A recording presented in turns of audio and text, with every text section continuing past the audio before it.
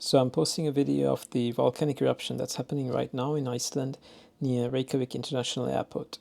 I went to Iceland for 7 days with a good friend of mine to do landscape photography, and we were very lucky to not only see the aurora, but also the awesome volcanic eruption in the Reykjanes Peninsula.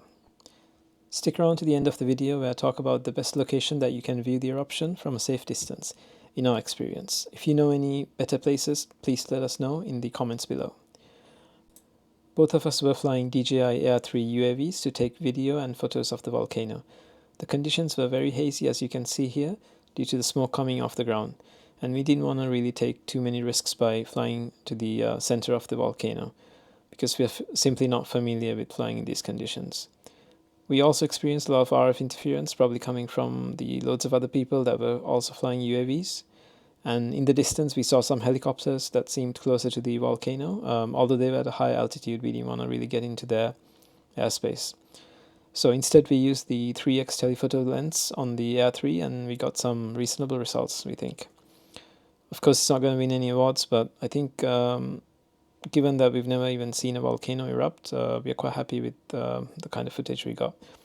I also tried my Nikon Z8 with the 180 to 600 millimeter telephoto zoom lens, but at the distance that we were at, the results were not as good as the aerial footage, as you can imagine. Obviously, the UAV can get much closer to the volcano, and therefore reduce most of that interference from the haze that's in the atmosphere.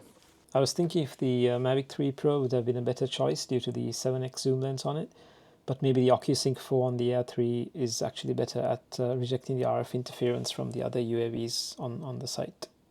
Getting to the location was quite easy, as it's just off the Highway 41 that links the airport to Reykjavik.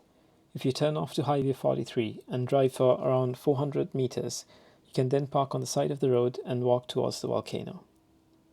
Please make sure you take the proper precautions, such as making sure the wind is blowing away from you so that the smoke and gases are not coming towards you, as well as taking care not to get too close to the volcano.